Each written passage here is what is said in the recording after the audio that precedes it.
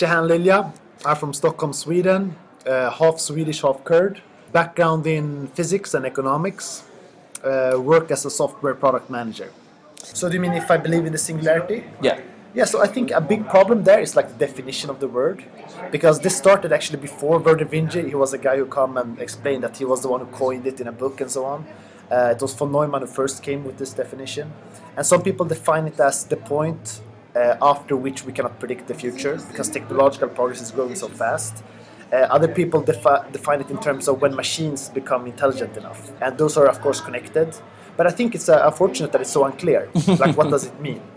For me, because I have a physics background, I like the definition of when it's so fast, things are moving so fast, so we can't predict anymore what will happen. For me, that's a singularity. I think either it happens or there will be a catastrophe that destroys us. So probably that will happen. You are a very optimistic man. Yeah, people don't consider actually there's a possibility that you will have stagnation. There's no singularity and things just stagnate. You can imagine a scenario like that when stuff is positive. For example, if there's a singularity, we have all this advanced technology, and I take 50 people, send them out on a spaceship, I put them on another planet, they live on that planet, they know nothing about technology, technology takes care of itself, then you have a stagnated society, very advanced, they live long time, all of this stuff, like utopia, and they just live on that planet. Like, that could be sustainable for a long time. So they're like, you can do all these thought experiments where the singularity does not occur. Will it be that we merge with them a little bit, or will it be two races? For me, I lean a little bit more towards that both things will happen at the same time. So we'll both develop artificial intelligence, and we'll also merge with the technology.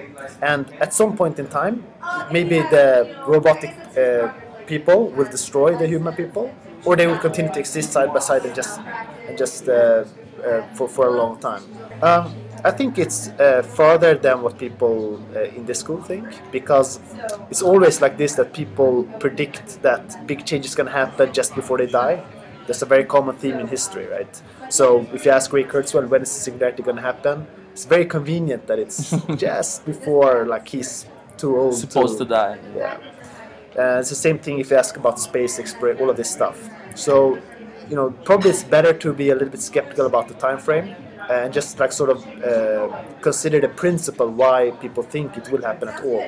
That's the interesting question.